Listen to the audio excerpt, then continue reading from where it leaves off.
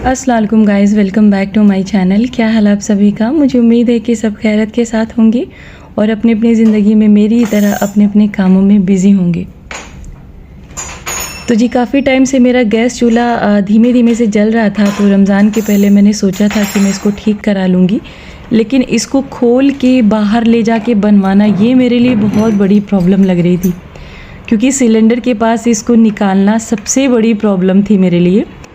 तो जो भैया मुझे सिलेंडर देने आते हैं उनके थ्रू मुझे इनके बारे में पता चला, तो वो इनको लेकर आए और उन्होंने कहा कि घर पे ही बना देंगे आके।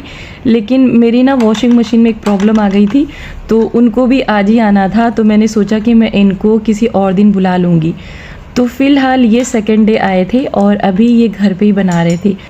तो इतने टाइम से मैं परेशान थी कि मैं इसको बाहर कैसे लेके जाऊं, तो आखिरकार अल्लाह ने इनको घर में ही भिजवा दिया और यहाँ पर मेरी नज़रों के सामने ये ठीक हो रहा था। और बड़ी छोटी सी प्रॉब्लम थी, मुझे ऐसा लग रहा था कि बहुत बड़ी प्रॉब्लम होगी या फिर गैस चूल्हा ही ख़राब है, लेकिन अभी मैं आपको दिखाती हूँ कि क्या प्रॉब्लम थी इसके अंदर। तो पहले मैंने ये सोचा ना कि जो पाइप है ना इसको ये क्लीन करेंगे, लेकिन ये पाइप एकदम क्लीन थी और ये जो छोटा सा नट दिख रहा है ना, ये सबसे बड़ी इसके साथ प्रॉब्लम थी और इसको क्लीन करना था।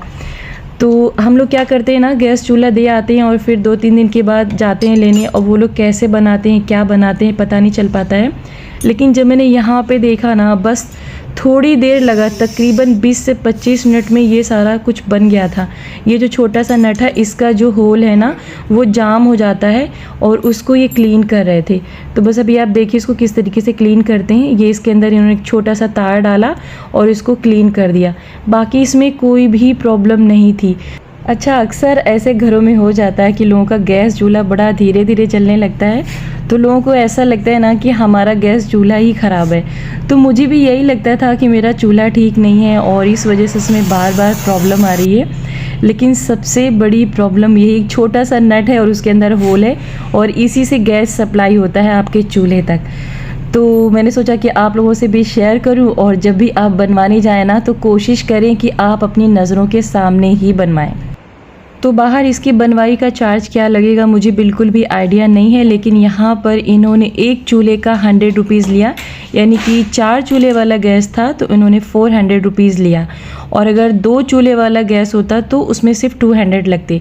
लेकिन इसके अलावा जो भी इसके अंदर और भी सामान लगते उसको आपको खुद प्रोवाइड कराना पड़ता, उसका अलग चार्ज होता। तो फ़िलहाल मेरे साथ बस छोटी सी प्रॉब्लम थी और वो अल्हम्दुलिल्लाह ठीक हो चुकी है। तो जब इन्होंने गैस ऑन किया ना तो थोड़ा सा रेडिश टाइप की आंच निकल रही थी, तो मैंने इनसे पूछा ऐसा क्यों है, तो उन्होंने बताया कि जब आपकी गैस ख़त्म होने वाली होती है ना तो इस तरीके से सिम्टम नज़र आते हैं।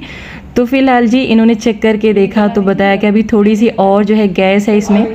तो बीच में मैंने आप लोगों को बताया था कि मेरा पाइप एक दिन निकल गया था और काफ़ी तेज़ी के साथ गैस निकल गया था। तो अभी मुझे इस महीने में कोई भी आइडिया नहीं है कि कितना गैस हमारा निकल चुका है, क्योंकि ज़ाहिर है जब पाइप से निकल रहा था तो पूरे प्रेशर के साथ निकल रहा था, तो काफ़ी ज़्यादा ही निकला होगा। तो फ़िलहाल बनाने के बाद इसको चेक कर रहे थे और सब कुछ अल्हम्दुलिल्लाह ठीक था। तो काफ़ी टाइम के बाद मैं रिलैक्स थी और मैं एक्साइटेड थी कि जल्दी से मैं इस पर कुछ बनाऊं और देखूं कि ये कैसे वर्क कर रहा है। तो फ़िलहाल जी अभी आ जाते हैं वॉशिंग मशीन पे। तो वॉशिंग मशीन मेरी अचानक से बंद हो गई थी और इसके साथ कोई भी प्रॉब्लम नहीं हुई थी। जब मैंने जो है सर्विस सेंटर पे कॉल किया तो वहाँ से आए और इन्होंने बताया कि इसमें आपको फ़िल्टर लगाना पड़ेगा, क्योंकि जो यहाँ पे पानी आता है ना वो बहुत ही ज़्यादा खारा है और इस तरीके से मेरी मशीन डैमेज हो रही थी। तो अगर आपके भी घर में खारा पानी आता है तो आप भी ये फ़िल्टर ज़रूर लगवाइए, क्योंकि इससे आपकी मशीन सेफ़ रहेगी। और इसके साथ साथ इन्होंने मशीन की सर्विस भी की, क्योंकि तकरीबन मशीन को आए हुए 1.5 साल हो गए हैं। तो इस तरीके से इन्होंने 400 में इसकी सर्विस भी की। तो फ़िलहाल जी दोनों ही चीज़ ठीक हो चुकी थी। और मेरी आदत है ना, जब घर में कोई छोटी मोटी प्रॉब्लम आ जाती है ना तो मुझे बहुत टेंशन हो जाती है, क्योंकि सब कुछ मुझे ही करना होता है, यानी घर के काम बाहर के काम सब मुझे अकेले ही देखना पड़ता है। तो इस तरीके से मैं सोचती हूँ ना कि जो भी प्रॉब्लम है वो जल्दी से ख़त्म हो जाए। और मेरी हमेशा की यही आदत है ना कि जितनी भी परेशानियाँ होती हैं मैं उसको स्टेप बाय स्टेप ख़त्म करती रहती हूँ और फिर इस तरीके से मुझे काफ़ी ज़्यादा रिलैक्स फ़ील होता है। तो फ़िलहाल अभी दोपहर का वक्त था और यहाँ पर अमानत सब्जियों की चॉपिंग कर रही थी, क्योंकि अभी उनको कुछ बनाना था। तो जब कल मैं कपड़े धुल रही थी ना, तो मेरे ये सारे जीन्स ना उसमें लॉक हो गए थे। यानी कि जो मेरी मशीन है ना, वो ऐसे आसानी से नहीं खुलती। अगर लाइट भी चली जाती है ना और उसमें कपड़े धुलते रहते हैं ना, तो वो लॉक हो जाती है। तो मैं बहुत ज़्यादा परेशान हो गई थी, इसलिए मैंने उनको फ़ौरन कॉल किया कि आप आइए और इसको ठीक करिए, क्योंकि मेरे कपड़े उसके अंदर फंसे हुए हैं। तो फ़िलहाल उसका सलूशन उन्होंने मुझे बता दिया है कि सम टाइम अगर ऐसा हो जाता है तो आप ये चीज़ करके उसको ठीक कर सकती हैं। तो अभी तो मैं जो है किचन में हूँ, जब कभी मुझे मौका मिलेगा तो मैं आपको ज़रूर बताऊँगी। अगर आपके घर में ऐसी मशीन है और ऐसी प्रॉब्लम हो जाती है तो बिल्कुल भी ना परेशान है, वो करके आप जो है मशीन को अपने खोल सकते हैं। तो अभी बस अमानत फ्राइड राइस बना रही थी, और आजकल मेरी यही कोशिश होती है कि अमानत कोई काम करें या ना करें, लेकिन किचन में वो आके दिन भर में कम से कम एक बारी का खाना वो ज़रूर बनाए। तो प्रॉपर खाना तो नहीं बनाती हैं, बस इधर उधर की चीज़ें बनाती हैं। और यहाँ पर इनका राइस रेडी हो गया था, मैं प्लेट लेके खड़ी थी, इनसे मांग रही थी। तो उल्टा हो रहा था ना कि बच्चे जो है मम्मियों के सामने प्लेट लेके खाना मांगते हैं, लेकिन मैं अभी अपनी बेटी से मांग रही थी। तो अल्हम्दुलिल्लाह दोनों बच्चों ने रमज़ान में मेरी बहुत हेल्प की थी। और मैंने तो आप लोगों से कोई भी वीडियो नहीं शेयर किया, क्योंकि अमानत की अक्सर आदत होती है, जब भी वो किचन में खाना बना रही होती है ना, तो मुझसे कहती हैं कि मम्मा आप हट जाइए, तभी मैं बनाऊँगी। तो अभी अमानत अल्हम्दुलिल्लाह 15 साल की हो चुकी हैं, और मैं यही चाहती हूँ ना कि वो किचन के कामों में परफेक्ट हो जाएं। यानी खाने का जो आइटम है ना, A to Z अमानत को आना चाहिए बनाना। तो इस एज की जितनी भी लड़कियां हैं ना, मैं सबसे यही कहना चाहूँगी कि प्लीज़ आप अपनी मम्मियों की ज़रूर हेल्प करिए, पढ़ाई करिए, वो तो सबसे पहली आपकी ज़िम्मेदारी होती है। लेकिन उसके बावजूद भी किचन में जाके अपनी मम्मी की, अपने बहन की, या फिर जो भी आपकी फैमिली के मेंबर हैं उनकी आप ज़रूर हेल्प करिए। तो इससे आपके भी बहुत सारे फ़ायदे हो जाएंगे, क्योंकि आप जो छोटी सी एज में जब जिम्मेदारियां संभालना सीख जाएंगे ना, तो जब बड़े होंगे ना तो आपको कोई भी प्रॉब्लम नहीं होगी। क्योंकि मैंने अक्सर आजकल लोगों को यही देखा है कि बस सिर्फ वो पढ़ाई करते हैं और उसके बाद में उन्हें पका पकाया खाना मिलता है, लेकिन जैसे जैसे वो बड़े हो जाते हैं ना, उन्हें कोई चीज़ करनी नहीं आती। उस तरीके से उनके लाइफ में बहुत प्रॉब्लम खड़ी हो जाती है। छोटी सी प्रॉब्लम होती है, लेकिन उनको लगता है कि बहुत बड़ी सी प्रॉब्लम है। तो खाना बनाना ज़रूर सीखिए, और इसके साथ साथ घर की जितनी भी जिम्मेदारियां हैं आप कोशिश करिए कि पढ़ाई के साथ साथ हर एक चीज़ को आप सीखें और देखिए। और जब कभी आपके लाइफ में ऐसी छोटी मोटी प्रॉब्लम आ जाए तो आप उसको खुद हैंडल करिए, क्योंकि जितना ज़्यादा आप दूसरों पे डिपेंड रहते हैं ना, लाइफ की प्रॉब्लम छोटी सी होती है बहुत बड़ी सी समझ में आने लगती है।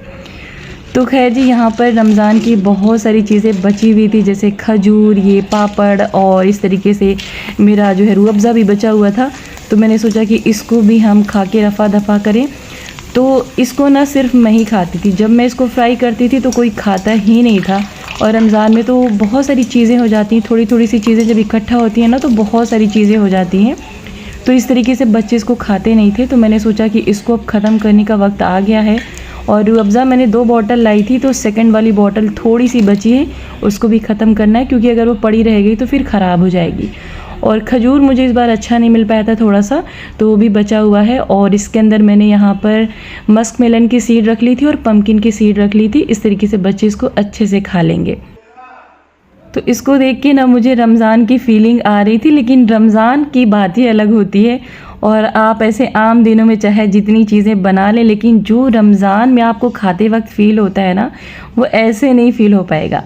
तो फ़िलहाल जी, मैंने बच्चों के लिए 2-2 गिलास बना दिया था शरबत। और मैं सुबह सुबह इतना मीठा नहीं लेती हूँ, लेकिन फिर भी मैं ट्राई कर रही थी।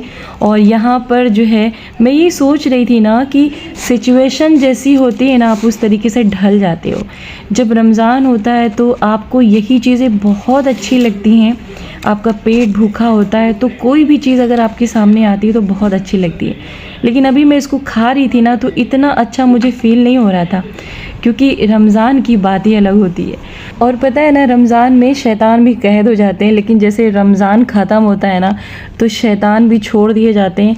तो जब छोटी छोटी प्रॉब्लम आती है ना, तो मुझे वाकई में महसूस होता है कि शैतान आसपास मौजूद हैं। तो फ़िलहाल जी, शैतान इतना ज़्यादा स्ट्रॉन्ग नहीं होता है, क्योंकि इंसान उससे भी ज़्यादा स्ट्रॉन्ग होता है, वो उस पर काबू पा सकते हैं। तो खैर जी, हमारा खाना हो गया था रेडी और अभी हम हो गए थे किचन से फ्री। और बस ये थी मेरी आज की वीडियो। आई होप कि आपको पसंद आई होगी। तो मिलूंगी एक नई वीडियो के साथ, तब तक अपना ख्याल रखें, मुझे अपनी दुआओं में याद रखें। अल्लाह हाफिज़।